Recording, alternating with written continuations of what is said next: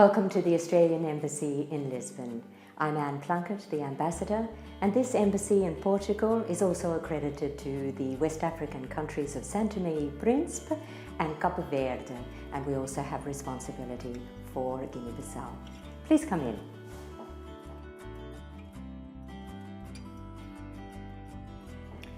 Bom dia, Cristina.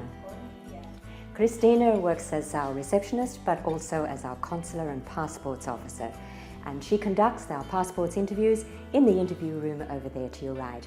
Could you open the door for us, please, Cristina? Thank you.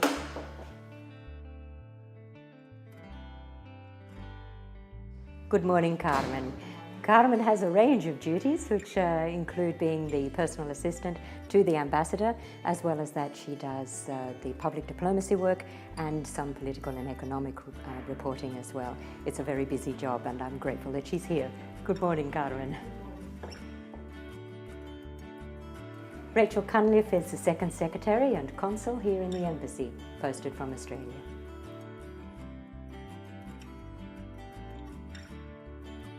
And this, of course, is the Ambassador's office. Welcome.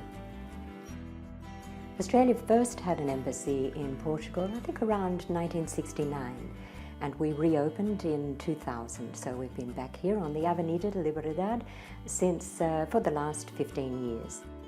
There are links across every field with Portugal, and it's been one of the pleasures of this job is to reconfirm and strengthen those connections.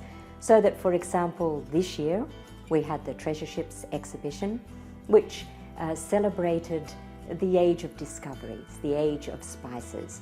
And that was an exhibition in which I think there were about 9 very precious works of art that came from the well-known Portuguese museums in Lisbon and in Coimbra, went down to the Art Gallery of South Australia.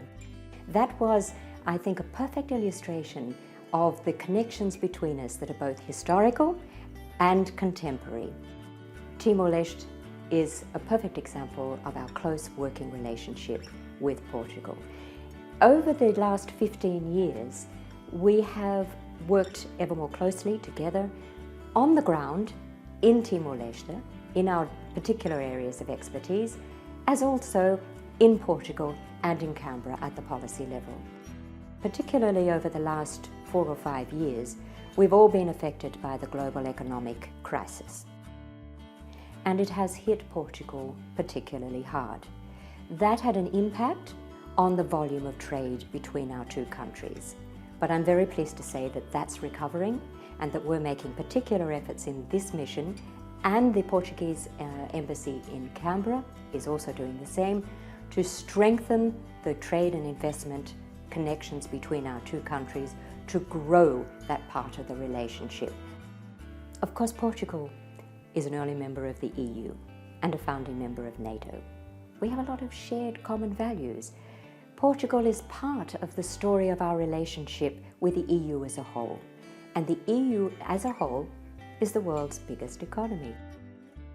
I would hope that by the end of my posting here, that we would have helped to lift the profile of Australia in Portugal, that there will be a greater understanding through our people-to-people links and our cultural and public diplomacy programs here of who we are and what we matter and mean to one another.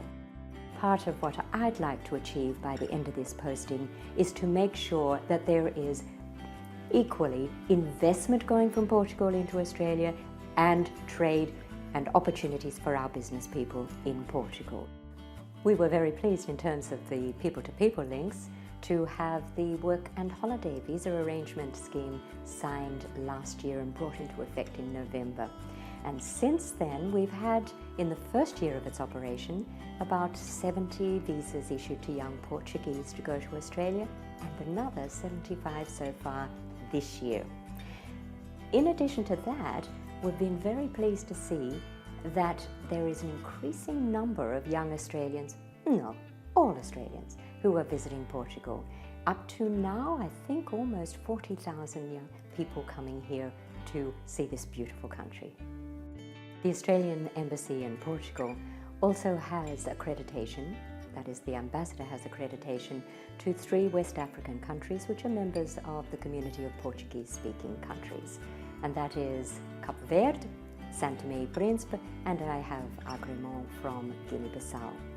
One of the important links in those relationships is our Direct Aid program, which is a program of small projects aimed at the community, the non-government level, at basic areas like education, health, sanitation, empowering women, very important, and youth.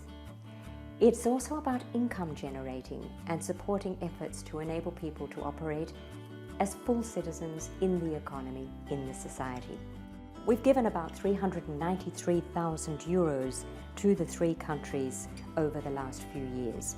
We've had the program running in Cape Verde for a little longer, since 2009-10, and we've supported 35 projects there. In Guinea-Bissau, we started the program relatively recently in 2013-14, and we've supported there about 13 projects and 21 in São Tomé and Príncipe. Of course, most ambassadors have their favorite projects, and I've been lucky enough to visit almost every one of the projects that we've supported in Cape Verde and São Tomé e Príncipe, and I've seen the difference that it's made at the community level.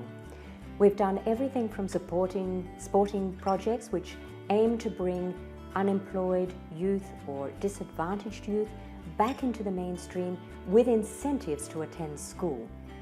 We've done everything from that to building toilets on the island of Príncipe, to providing water fountains in a school in Cape Verde, to supporting one of my favorite projects, which was Our Friend the Donkey, which was a project not only to save the donkey, but again to get youth involved in a tourism and also to teach them how to take care of animals and to build up veterinary skills.